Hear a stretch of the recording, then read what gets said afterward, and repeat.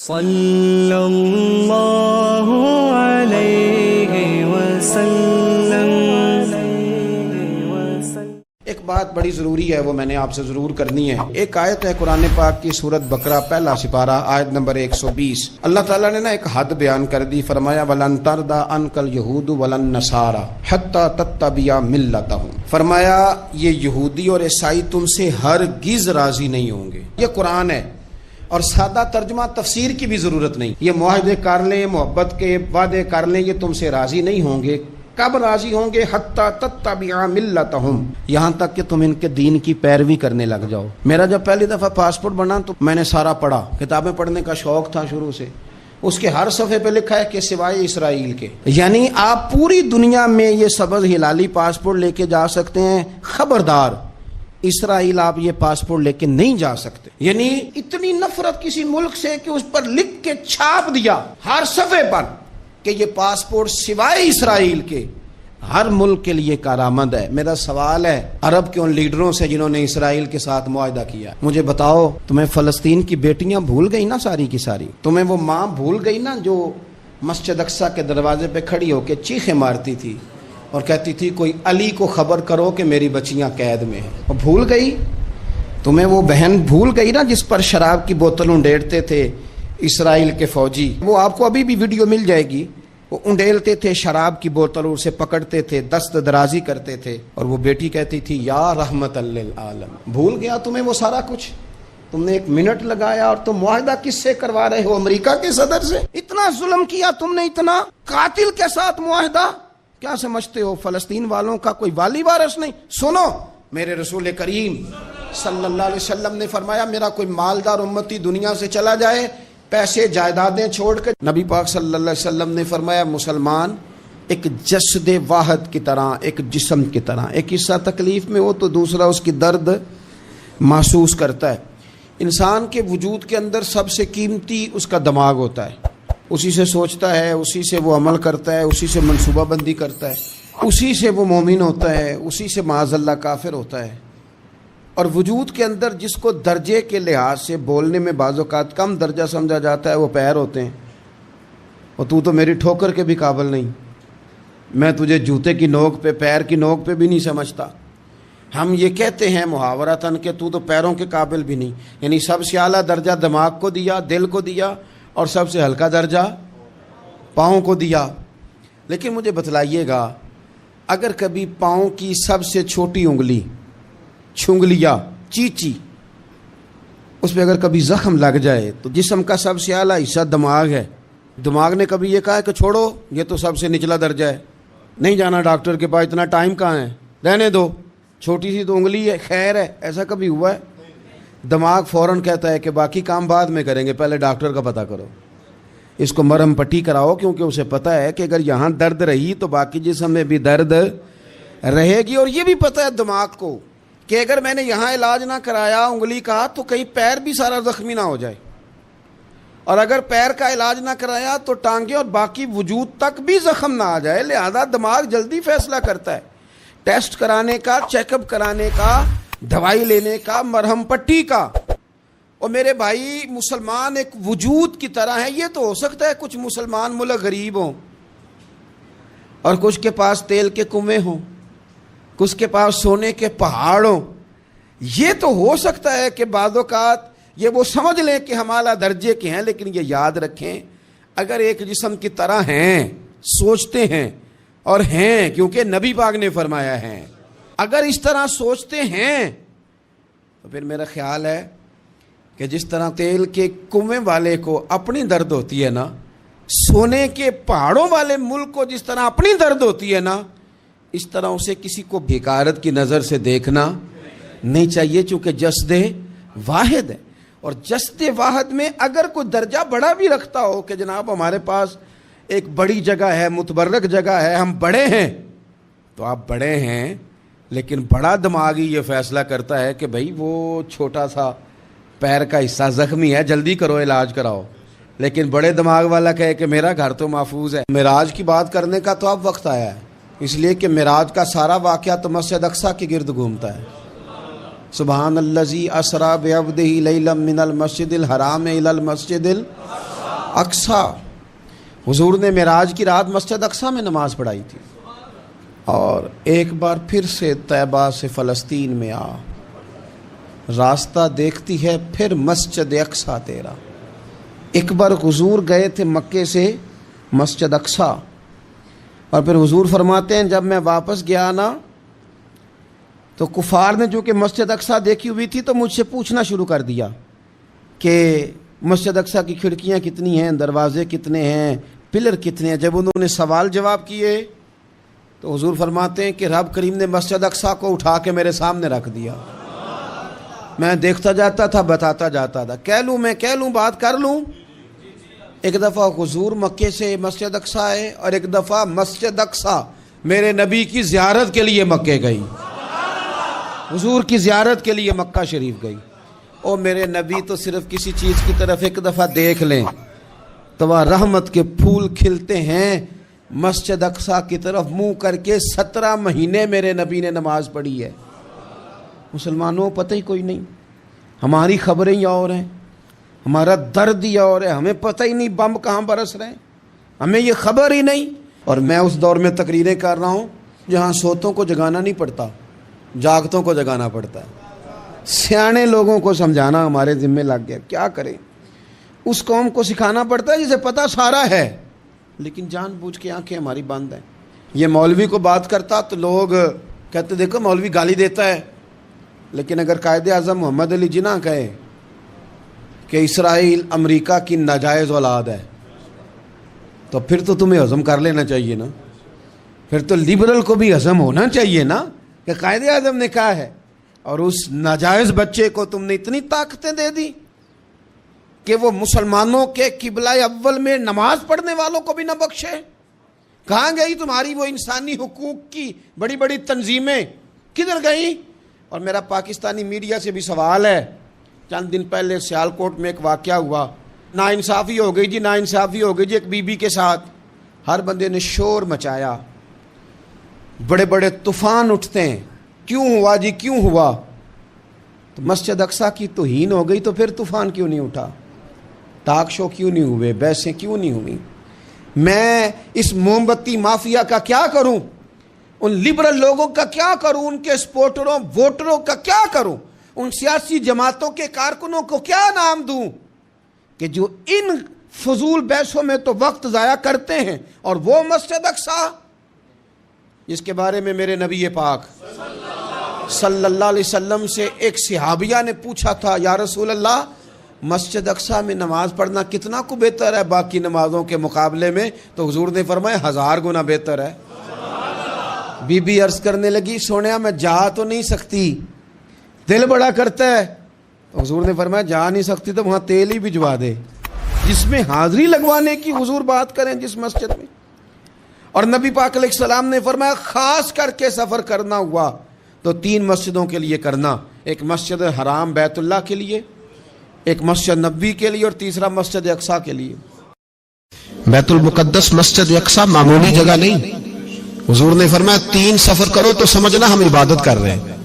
کون کون سے؟ فرمایا اگر بیت اللہ جاؤ تو عبادت سمجھ کے جانا، مسجد نبوی کی طرف جاؤ تو عبادت ہے، اور مسجد اقصی کی طرف جاؤ تو یہ بھی عبادت ہے۔ اور فرمایا مسجد اقصی میں جس نے ایک نماز پڑھی اسے 25,000 نمازوں کا ثواب ملے گا۔ اور میرے رسول پاک نے یہ وہ مسجد ہے جس کے ساتھ معراج شریف جڑا ہوا ہے۔ قرآن پاک نے کہا کہ اس مسجد میں سبحان اللہ اسریٰ بعبدہ لیلا من المسجد الحرام الی المسجد الاقصی۔ مسلمانوں قرآن کہتا ہے کہ تمہارے معراج کی شان رسول پاک کی مسجد اقصی سے جڑی ہے۔ جس محبوب کو رب معراج کرائے تو مسجد اقصی میں لا کے کرائے۔ وہ جگہ معمولی جگہ ہے، وہ معمولی جگہ ہے مسجد اقصی۔ نبی پاک نے وہاں نبیوں کی امامت کرائی، 17 مہینے اس مسجد کی طرف منہ کر کے تیرے اور میرے رسول نے نمازیں پڑھی۔ چھوٹی جگہ ہے، اور پوری دنیا کا مسلمان اسے چاہیے شرم سے گڑ جائے۔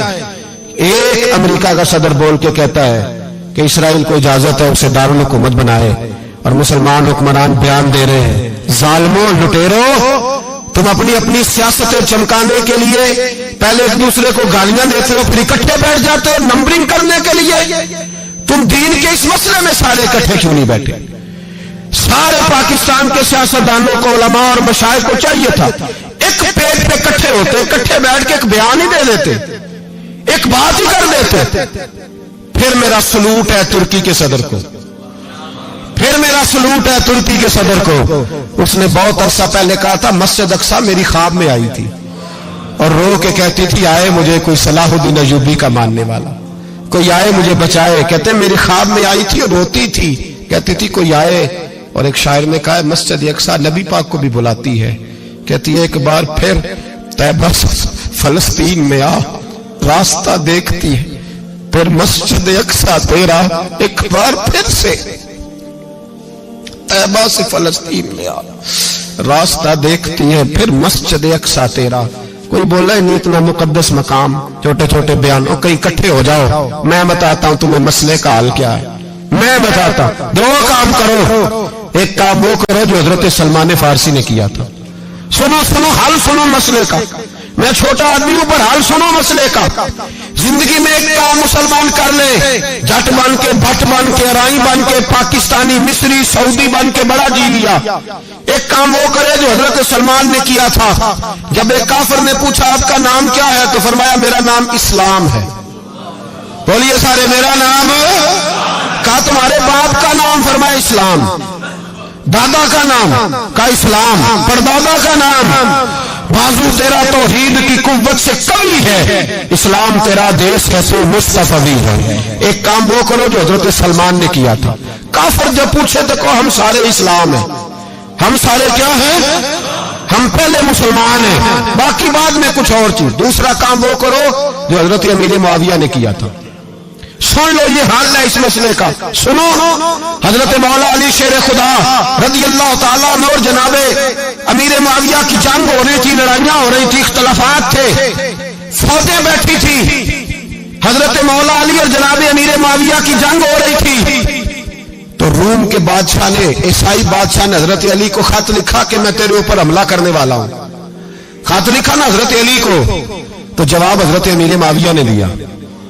चाहिए था ना मौला अली जवाब देते, हजरत अमीर मुआविया बोले और बोल के कहने लगे और रूम के कुत्ते, हम घर में जितना मर्जी लड़े, ये ना समझना तू अली पे हमला करेगा तो मैं तमाशा देखूंगा। फरमाया तो अली पे हमला कर तो सही, अली सिपा सलार होगा और अमीर मुआविया उसका सिपाही होगा।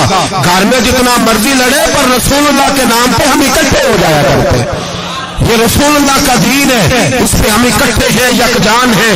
फरमाया अली सिपा सलार होगा और अमीर मुआविया सिपाही होगा, इकट्ठे निकलेंगे और कुफर को बताएंगे कि अगर तुम मुसलमानों की तरफ देखोगे फिर हम यकजान हैं, फिर हम बोलिए फिर हम गुंबद खजरा के साए तले एक हैं, एक हैं, एक थे और एक रहेंगे। इसलिए ये दो काम अगर मुसलमान करे, दो काम ठीक है, इख्तलाफ हो गए, बड़ा कुछ हो गया, लेकिन उनसे कहें कि जब तुम आओगे तो फिर हमें लहदा लहदा नहीं पाओगे, फिर हमें तुम इकट्ठे पाओगे, इकट्ठे मैदान में निकलेंगे। और कोई इतनी लंबी चौड़ी बात नहीं, मैं क्या करूं, मेरा तो आइडियल बनता जा रहा है तैयब उर्दगान।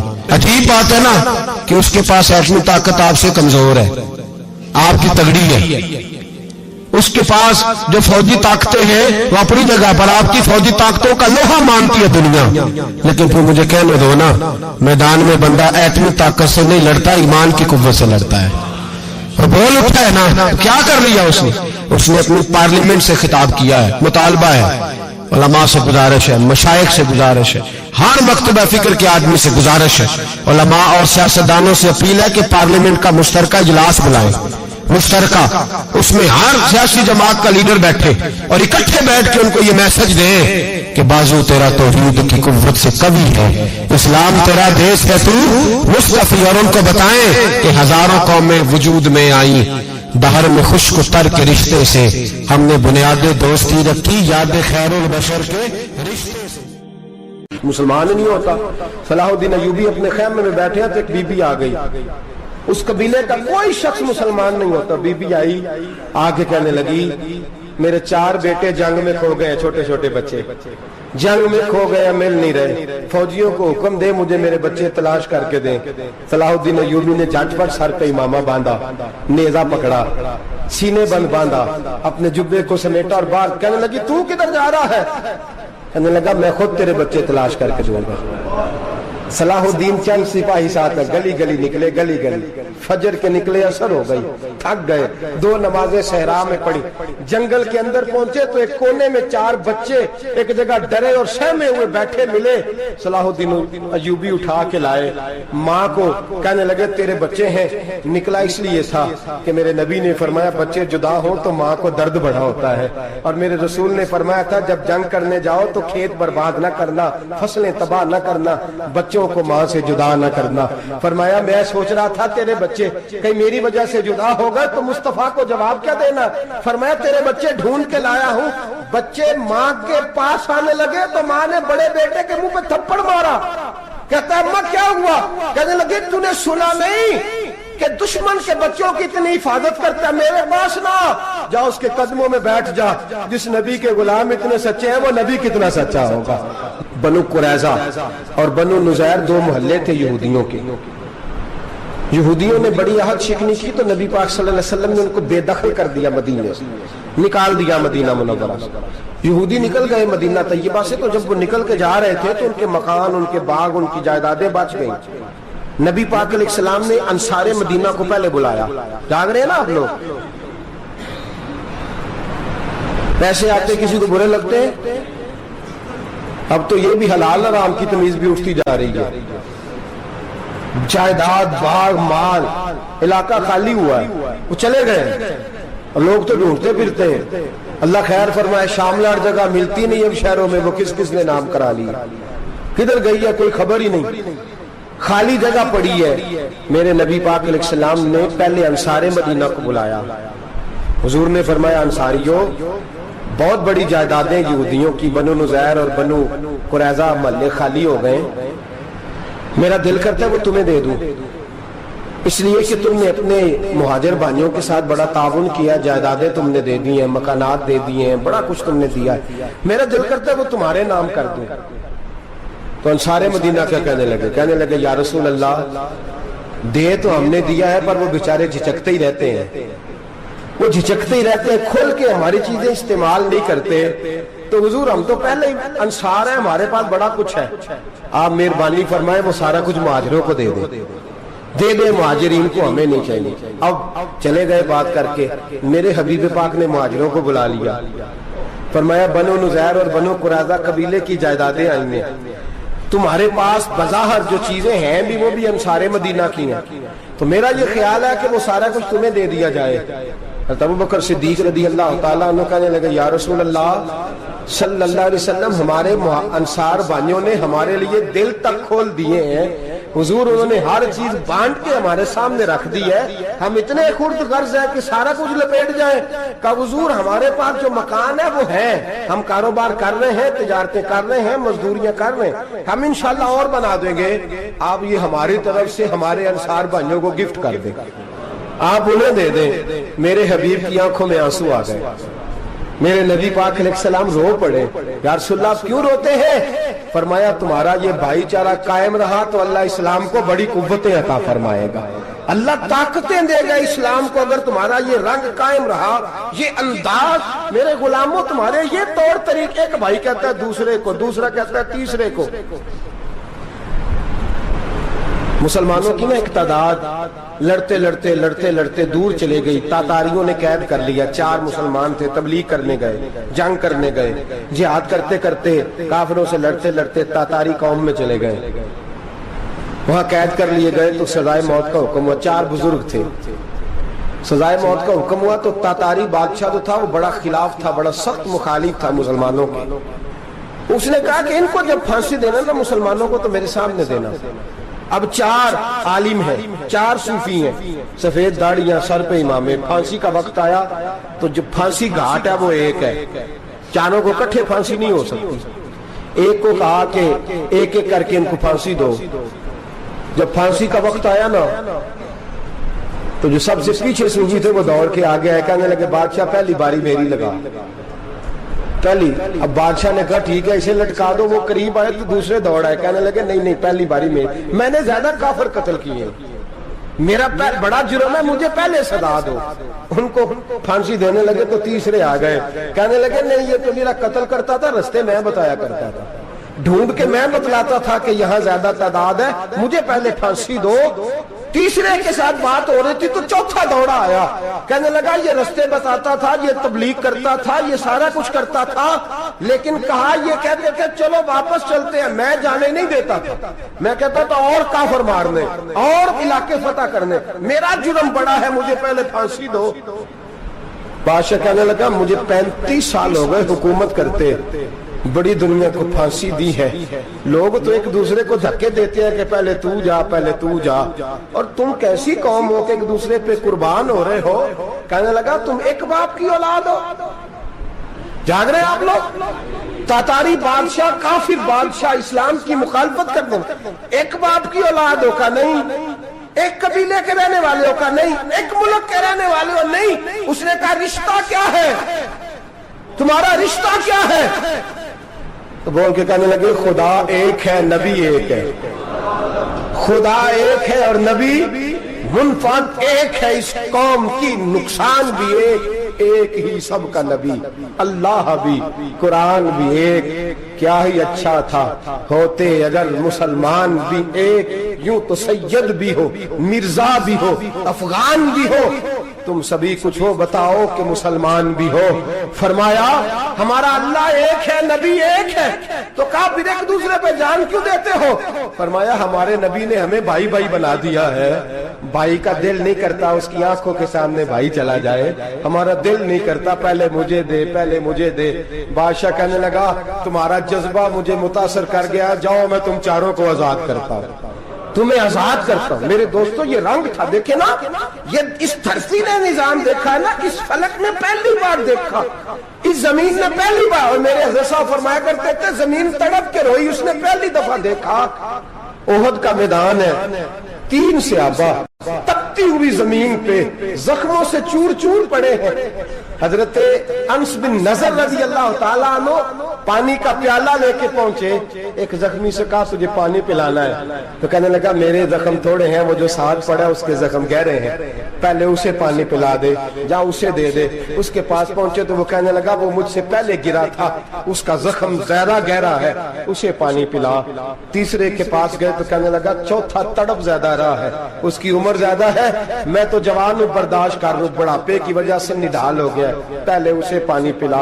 چوتھا کہنے لگا 5ویں کے پاس جا, 5واں کہنے لگا 6ٹھے کے پاس جا. حضرت انس بن نضر کہتے میں رو پڑا, میں نے کہا محمد کے غلاموں, رسول نے تمہیں کیسا جذبہ دے دیا ہے, زبانیں پیاس سے باہر ہے لیکن تمہاری اخوت مرتے دم تک قائم ہے. کہتے میں 7ویں کے پاس گیا تو کہنے لگا اگر 6 قربانی دے سکتے ہیں تو مجھے خود غرض نہ سمجھ, میں نے نہیں پانی پینا, جا پہلے کے پاس لے جا. کہتے میں پہلے کے پاس آیا تو روح پرواز کر گئی, دوسرے کے پاس آیا تو روح پرواز کر گئی, میں 7ویں تک آیا تو انتقال کر گئے. کہتے ہیں پانی کا پیالہ میں نے اٹھایا اور میں نے زمین پہ رکھا تو میں نے کہا پانی گوا رہنا, محمد کے غلام مر تو جاتے ہیں پر ایک دوسرے کا خیال بڑا رکھا کرتے ہیں, گوا رہنا یہ مر جایا کرتے لیکن ایک دوسرے کا درد. میرے دوستو لٹا ہوا برما, روتے ہوئے مسلمان, سسکیاں اور آہیں لیتی ہوئی مائیں پوچھتی ہیں اے خاصا اے خاصان رسول, وقت دعا ہے, امت پہ تیری آ کے عجب وقت پڑا ہے. وہ دین جو بڑی شان سے نکلا تھا وطن سے, پردیس میں وہ دین آج غریب الغربا ہے.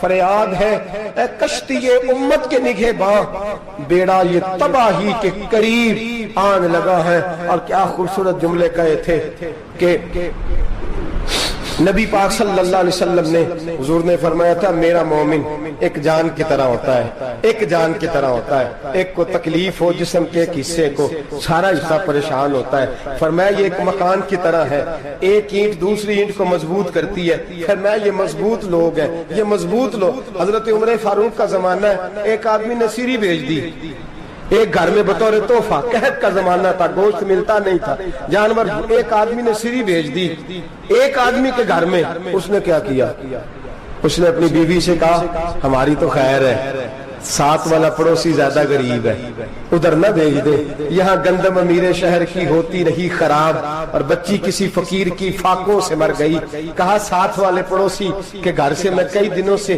بھوک کی آوازیں، وہاں بھیج دے۔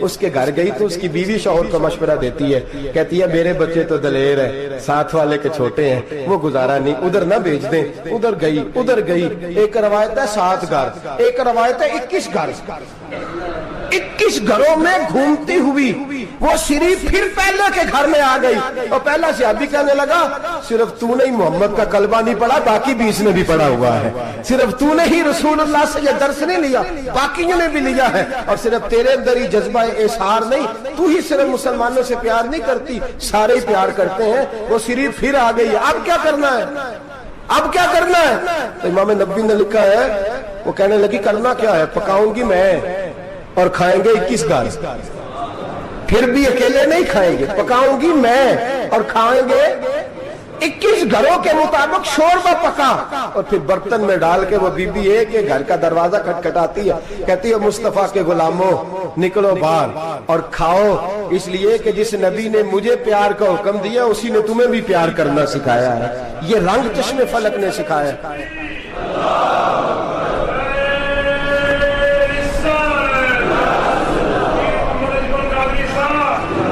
آپ کی بڑی مہربانی، زندہ باد وہی ہے جس کو اللہ رسول زندہ باد فرمائے، بڑی مہربانی، اللہ جزا دے۔ عرض یہ کرنے جا رہا تھا کہ رسول کریم صلی اللہ علیہ وسلم نے یہ پیغام دیا امت کو، فرمایا دیکھیں نا کتنے بڑے لفظ ہیں، یہ نہیں فرمایا دوزخ میں جائے گا، یہ نہیں فرمایا کہ اسے جہنم کی سزا ملے گی، میرے نبی نے فرمایا میں اسے مومن مانتا ہی نہیں، میں اسے مسلمان اپنا مانتا ہی نہیں۔ حضور کسے؟ فرمایا جو پیٹ بھر کے کھاتا ہے اور اس کا ہمسایہ بھوکا سو جاتا ہے، میں مومن ہی نہیں مانتا۔ سزا تو تب ملے گی نا کہ جب میں کسی سزا کا اعلان کروں، میں مانتا ہی نہیں، وہ میرا ہے ہی نہیں، خود پیٹ بھر کے کھا رہا ہے، ہمسایہ اس کا بھوکا، میں نہیں مانتا۔ انما المؤمنون اخوہ، مومن بھائی بھائی، میں مانتا ہی نہیں اسے۔ اور میرے حبیب پاک اتنے بڑے لفظ حدیث میں اور کہیں نہیں ملیں گے، آپ کو اتنے بڑے جملے کہیں نہیں ملیں گے۔ میرے نبی پاک نے فرمایا اللہ کہے گا قیامت کے دن، کون؟ اتنے بڑے لفظ حدیثوں میں ملتے نہیں جتنے یہ ہیں۔ حضور نے فرمایا رب فرمائے گا بندے سے کہ میں تیرے پڑوس میں بھوکا تھا، تو نے مجھے روٹی کیوں نہیں کھلائی؟ کون کہہ رہا ہے؟ اللہ کہہ، میں بھوکا تھا تو نے روٹی نہیں دی، میں ننگا تھا تو نے کپڑا نہیں دیا، میں پیاسا تھا تو نے پانی نہیں پلایا، میں بیمار تھا تو تیمارداری۔ یا اللہ نہ تو کھاتا ہے، نہ پیتا ہے، نہ کپڑا پہنتا ہے، نہ تو بیمار ہوتا ہے، لا تاخذہ سنۃ ولا نوم، تجھے بیماری آتی نہیں، اونگ نیند نہیں آتی، میرے مالک تو میرے پڑوس میں تھا۔ تو حضور فرماتے ہیں رب فرمائے گا وہ جو بندہ تیرے پڑوس میں بھوکا تھا تو بندہ تو میرا ہی تھا نا، وہ جو بندہ تیرے پڑوس میں ننگا تھا تو بندہ تو میرا ہی تھا نا، وہ جو تیرے پڑوس میں پیاسا تڑپتا رہا تو وہ میرا ہی بندہ تھا۔ تو دوائی لینے جائے تو بڑے اسپتال میں اور اس بیچارے کو 20 روپے پرچی کے بھی میسر نہ آئے تو میرا ہی بندہ تھا۔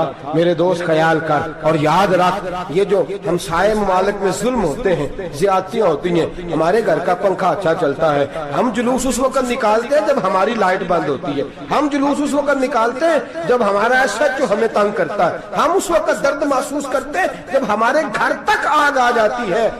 یہ جو باہر آگ جل رہی ہے یہ تیرے گھر بھی آ سکتی ہے، یہ جو باہر فساد ہو رہا ہے یہ تیرے دروازے تک آ سکتا ہے۔ میرے رسول پاک نے ایک جان، مسلمان کو ایک جان قرار دیا۔ مجھے بتائیے انگلی کو کٹ لگ جائے، مسلمان ایک جان ہے نا، انگلی کو لگ جائے کٹ، دماغ کہتا ہے میں نے نہیں سوچنا اس کے بارے میں نے اس کے درد کو محسوس ہی نہیں کرنا، انگلی کی درد ہے، انگلی جانے اس کا کام جانے، ایسے ہی ہوتا ہے نا۔ بولے پیروں سے کہتے ہیں، انگلی کہتی ہے چل ڈاکٹر کے پاس، پیر کہتے ہیں نہیں میں نے نہیں جانا، انگلی کا کام ہے انگلی جائے، ایسے ہی ہے نا۔ دل سے کہتے ہیں تو تڑپ تھوڑا سا، انگلی کو درد ہے، کہتے میں کو تڑپوں، انگلی کا ماما، انگلی جانے اس کا کام جانے۔ ٹیلی فون کرنا ہے ڈاکٹر صاحب کا پتہ کرنا ہے تو کان کہتے ہیں میں نے نہیں بات سننی ڈاکٹر صاحب کی، زبان کہتی ہے میں نے نہیں بولنا، انگلی جانے، ایسا ہوتا ہے۔ پیر احتجاج کرتے کہ میں نے ڈاکٹر کے پاس، میں کچھ چکر کھاتا پھروں ڈاکٹر کی دکان کی، انگلی کو درد ہے انگلی جانے، ایسا ہوتا ہے بھئی۔ میرے رسول پاک نے فرمایا مسلمان ایک جان ہے، تو درد برما کے مسلمانوں کو ہو رہا ہے تو پاکستانی کہہ رہے ہیں کوئی بات نہیں، وہ جانے، ان کا کام جانے. ایک جان ہے نا، درد ہونا چاہیے، تکلیف ہونا چاہیے. پھٹے پہ باتیں ہوتی ہیں اس موضوع پہ، اسمبلی پہ گفتگو ہوئی ہے اس موضوع پہ، آپ کی صوبائی اسمبلیاں اس موضوع پہ بولی ہیں، آپ کے کونسل اس موضوع پہ بولے. ہم تو اپنی اپنی سیاستیں، اپنے اپنے تماشے، اپنے اپنے چکروں میں لگے ہوئے. وہ دریا کے اندر سسکتے مسلمان، بنگالی کہتے ہیں ہمارے نہیں، برمی کہتے ہیں ہمارے نہیں، پاکستانی کہتے ہیں ہمارے نہیں، ترکی کہتے ہیں. وہ کس کے ہیں؟ وہ کس کے ہیں؟ وہ اللہ کے بندے ہیں، محمد عربی کے غلام ہیں صلی اللہ علیہ وسلم. لیکن میرے دوستو، کیا ہمیں کیا غرض ہے؟ وہ جانے، ان کا کام جانے. یہ جب تیرے پیروں تک آگ آئے گی پھر تجھے پتا چلے گا یہ بڑی سخت آگ ہے. آج جس کافر نے برما پر عرصہ دراز تنگ کیا ہے، مسلمان تھوڑے تھوڑے مفاد لینے کی خاطر نا، بنو عباس اور بنو امیہ کی جنگ چل رہی تھی. بنو عباس جو تھے وہ غالب آ گئے، بنو امیہ جو تھے ان کی حکومت ختم ہو گئی. تو عیسائیوں نے بنو امیہ سے کہا کہ ہم تمہارے ساتھ تعاون کرتے ہیں، ہم تمہارے ساتھ تعاون کرتے ہیں اور بنو عباس پہ غلبہ پا کے تمہیں حکومت دلاتے ہیں. بنو امیہ بڑی جدوجہد کر رہے تھے بادشاہی کے لیے، لیکن انہوں نے کہا کہ ہم لڑ رہے ہیں، کوشش کر رہے ہیں، لیکن ہمیں کسی کافر کی مدد کی ضرورت نہیں. ہم جتنا مرضی لڑیں لیکن کافروں کے ہاتھوں بنو عباس کو مروانے کو ہم تیار نہیں ہیں. ہمیں خبردار، تمہارا آپس کا معاملہ ہے، ہم خود نمٹ لیں گے، تمہیں اجازت نہیں دیتے تم اندر کودو اور کود کر کے تم فسادات پیدا کرو اور مسلمانوں کے اندر تقسیم کرو. میرے دوستو، مسلمان کو سوچنا چاہیے، سوچ بڑی رکھنی چاہیے. گھر کی جنگ سے نکل آ، اب بہو ساز کے جھگڑے سے باہر آ جا، اب ملے کی سیاست چھوڑ کے باہر کا سوچ. اب اسلام کو تیری حاجت ہے. اب پوری دنیا جب مسلمان کو دیکھے نا، فیس بک یوز ہوتی ہے، اس پہ نوجوان جب اسلام کی بات کرنے لگے گا، اس پر جب بڑا اسلام کی بات کرنے لگے گا، پوری دنیا میں پیغام جائے گا کہ مسلمان اب جاگنے لگا ہے، مسلم خوابیدہ بیدار ہونے لگا ہے، اب اس کی آنکھیں کھلنے لگی ہیں، اب یہ اپنے مذہب کی بات کرتا ہے، اب یہ اپنے ملک سے، صوبے سے، برادری سے نکل کر بولتا ہے. اب یہ کہتا ہے کہ بازو تیرا توحید کی قوت سے کبھی ہے، اسلام تیرا دیس ہے، تو مصطفی ہے. اب یہ بڑی سوچ رکھتا ہے، اب یہ عالمی بات کرتا ہے. میرے دوستو، ہمارا تو حال یہ ہے، امام اعظم ابو حنیفہ کا فتویٰ ہے، آپ فرماتے ہیں جو مولوی عالمی حالات سے باخبر نہ ہو وہ جمعے کی تقریر نہ کرے، وہ مسلمانوں کی رہنمائی نہیں کر سکتا. عالمی حالات سے جو خبردار نہ ہو، تو جس کو چھٹی ہو جائے، تو نے ختم نہیں پڑھا، دوڑ جا مسجد سے، تو ختم نہیں پڑھتا ہمارے، تجھے پتہ ہی نہیں تو کہاں رہتا ہے، بھاگ جا. وہ عالمی حالات پہ بات کرے گا کیونکہ بیچارے کو تو پتہ ہے میری سویرے چھٹی ہو جانی. سیاست کا لفظ چھیڑا نہیں تو میں گیا نہیں. یاد رکھے، وہ جو بیداری ہے، وہ جو اعلیٰ ظرفی ہے، وہ جو بڑی سوچ ہے، وہ جو ملت کی سوچ، وہ جو قومیت کی سوچ ہے، وہ جو آگے بڑھنے کا زاویہ ہے، وہ تو اندر. اقبال کہتے ہیں گلا تو گھونٹ دیا اہل مدرسہ نے تیرا، گلا تو گھونٹ دیا اہل مدرسہ نے تیرا. تجھے تو مدرسے والوں نے پلیٹ پکڑا دیا ہے کہ جا سویرے لنگر کٹھا کر کے لا اور دوپہر کو روٹیاں مانگ کے لا اور دیکھ آج مرا کون ہے، ختم کس کا پڑھنا ہے. تو گلا تو گھونٹ دیا اہل مدرسہ نے تیرا، اب کہاں سے آئے گی صدا لا الہ الا اللہ. تو گھونٹ دیا تیرا گلا، تو کیسے بڑی بات کرے گا؟ بڑی بات کے لیے بڑی سوچ چاہیے، بڑی تگودو چاہیے، بڑی کوشش چاہیے، بڑا حوصلہ چاہیے. مسلمان چھوٹی چھوٹی لڑائی میں، چھوٹی چھوٹی جنگ میں، ایک دکاندار دوسرے دکاندار سے لڑ رہا ہے، گلی والا دوسری گلی والی سے لڑ رہا ہے، محلے والا محلوں پہ اعتراض. ایک شہر میں رہنے والے میں نے دوسرے محلے پہ اعتراض کرتے دیکھے. یقین کریں، ایک شہر میں رہنے والے، علاقے میں بسنے والے کہتے ہیں بھائی توبہ ہے اس محلے تو اللہ ہی بچائے. لا حول ولا قوت. وہ جو تقسیم در تقسیم کی سوچ ہے، اس نے چھوٹے چھوٹے ٹکڑوں میں مسلمانوں کو بانٹ دیا ہے. چھوٹی چھوٹی تقسیم ہے، چھوٹا چھوٹا ہمارا مزاج ہے، چھوٹی سوچ ہے. بڑی سوچ کی بات سنیے. صلاح الدین ایوبی، جاگ رہے ہیں نا آپ لوگ؟ تو آخر حضرت صاحب ایڈی وڈی گل چھیڑ چھڑی ہے، یہ مطلب ہی کون نہیں، کنے برما جانا ہے تو کنے مدد کرنی ہے. میں تو بھائی فریضہ سر انجام دے رہا ہوں. میرے نبی نے فرمایا برائی کو یا ہاتھ سے بدل، ہاتھ سے نہیں بدل سکتا تو زبان سے تو بولنا. تو میں معذور ہوں، کمزور آدمی ہوں، ہاتھ سے بدلنے کی طاقت نہیں رکھتا، تو دوسرے درجے پہ تو مجھے عمل کرنے دو نا. اثر کرے نہ کرے سن تو لے میری فریاد، نہیں ہے داد کا طالب یہ بندہ آزاد. رونے تو دو، تڑپنے تو دو، آہیں تو بہانے دو، سسکیاں تو لینے دو، مار کھائیے تو تڑپنے تو دو. وہ قرآن پاک برما میں پابندی لگی ہے تو میں یہاں سوچنے لگا ہوں کہ وہاں تو پابندی لگی ہے، یہاں پہلے لوگ کوئی نہیں پڑھتی. माज़ अल्लाह ताला हालात दिन ब दिन मुसलमानों के लिए एक एक करके, अफगानिस्तान में जो आग लगी थी, फिर वो इराक में भी लगी, फिर वो लीबिया में भी लगी, फिर वो मिस्र में भी लगी, फिर वो यमन में भी लगी, सऊदी अरब में धमाके हुए, मेरा दिल तड़पा है, मुझे परेशानी हुई, मैं बच्चे पास थे, मैं बड़ा डिस्टर्ब हुआ, मैंने कहा यार ये हमारा सबका इजमाई अकीदत का मरकज है, हम कम से कम 1000 इख्तलाफ के बावजूद कहा करते थे कि अरब में अमन है यार, वहाँ सुकून है, वहाँ दुकानें खुली छोड़ के लोग चले जाते हैं, वहां भी फसाद होने लगा, वहां भी आग बढ़ गई है, लेकिन हम सिर्फ छोटी छोटी करके जब आग बुझाने की कोशिश करेंगे उस वक्त आग नहीं बुझेगी। जब हर आदमी अपने प्याले में पानी लेके आएगा, हर शख्स अपने घर की नल चलाएगा, हर शख्स नलका चलाएगा और पानी निकाल के ये आग बुझाएगा, तब ये आग बुझेगी। हर आदमी को किरदार सोच बड़ी करे, नजरिया बड़ा करे, मिल्लत की बात करे, मुसलमान होके सोचे, मुसलमान होके सोचे, खुदारा निकले ये घर के झगड़ों से, थोड़ी देर के लिए अपने आप को बड़ा करे, बड़ी सोच आप बनाएं, जब दोस्तियां लगाएं, जराने लगाएं, कि छोटे मोटे हिसाब से बचें। बाबा बुल्ले शाह साहब फरमाते, कोरे वर्क किताब नहीं हुंदे, कोरे वर्क किताब नहीं हुंदे, पत्थर दिल गुलाब नहीं हुंदे, और बुल्लिया यारी सोच के लाई, यारा नाल हिसाब नहीं हुंदे।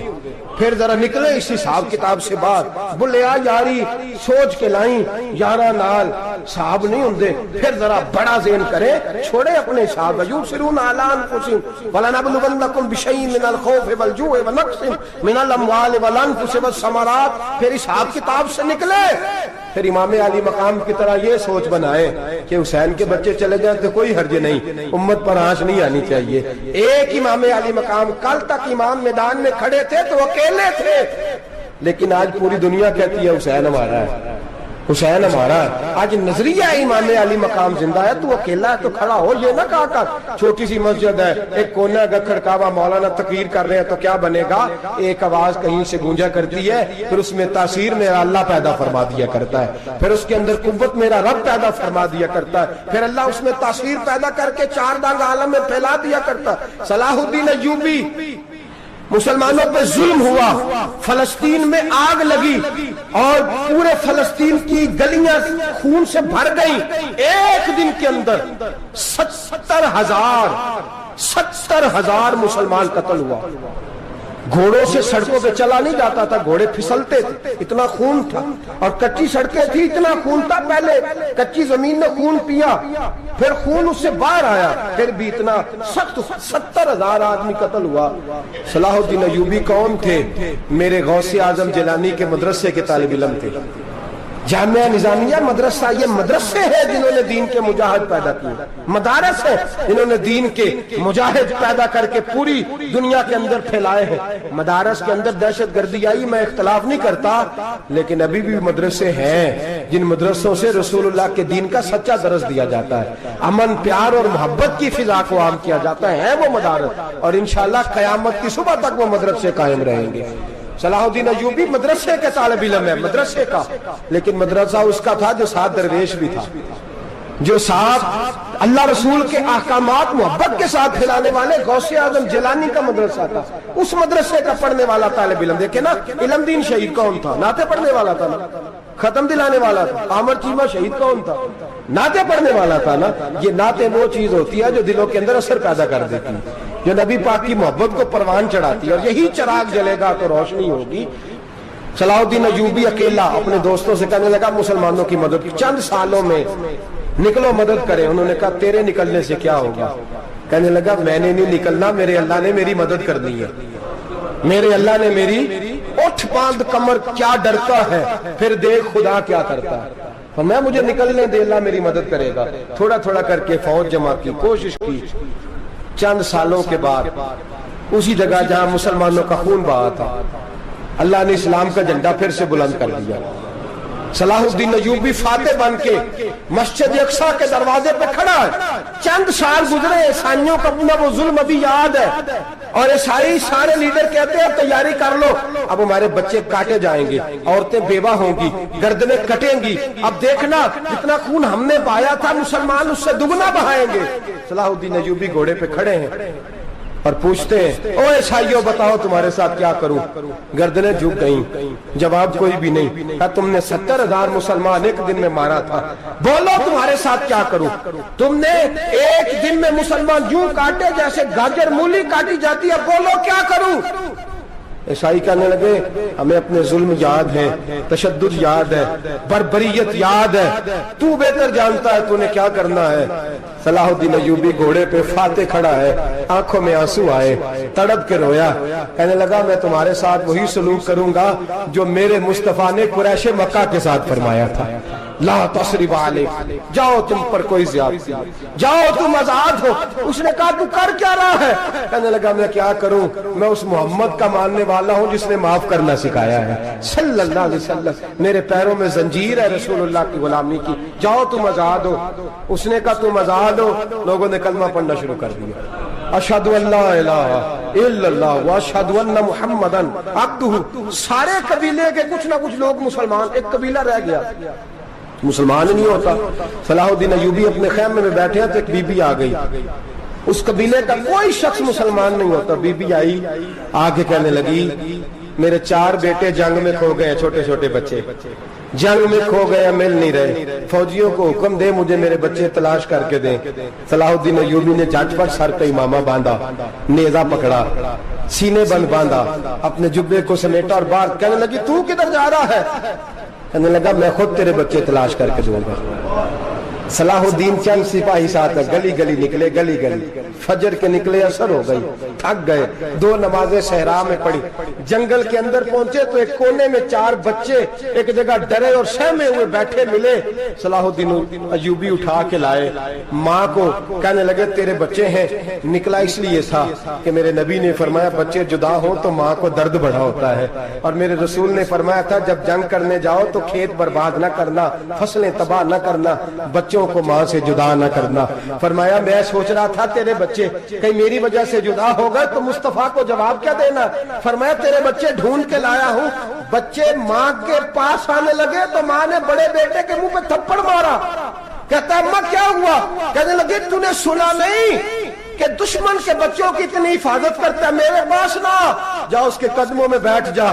جس نبی کے غلام اتنے سچے ہیں وہ نبی کتنا سچا ہوگا، جس نبی کے نوکر اتنے کھڑے ہیں وہ نبی کتنا کھڑا ہوگا، جا کے کلمہ پڑھ لے۔ میرے دوست یہ اسلام ہے جس نے غیروں کا درد بھی اپنے سینے میں رکھا۔ اقبال کہتا ہے سارے زمانے کا درد ہمارے ہی سینے میں ہے، برما کا مسلمان ہو یا عراق، لیبیا، افغانستان، کشمیر کا مسلمان ہو، میرے دوست وہ غیر نہیں ہے، وہ تیرا اپنا ہے۔ اس کا رنگ نہ دیکھ، اس کی بولی نہ دیکھ، اس کا قبیلہ اور علاقہ نہ دیکھ، دیکھ کہ وہ تیرے رسول کا کلمہ پڑھتا ہے، وہ دیکھ کہ وہ کعبے کی طرف منہ کر کے نماز پڑھتا ہے، دیکھ کہ تیرا اور اس کا نصاب زندگی قرآن ایک ہے۔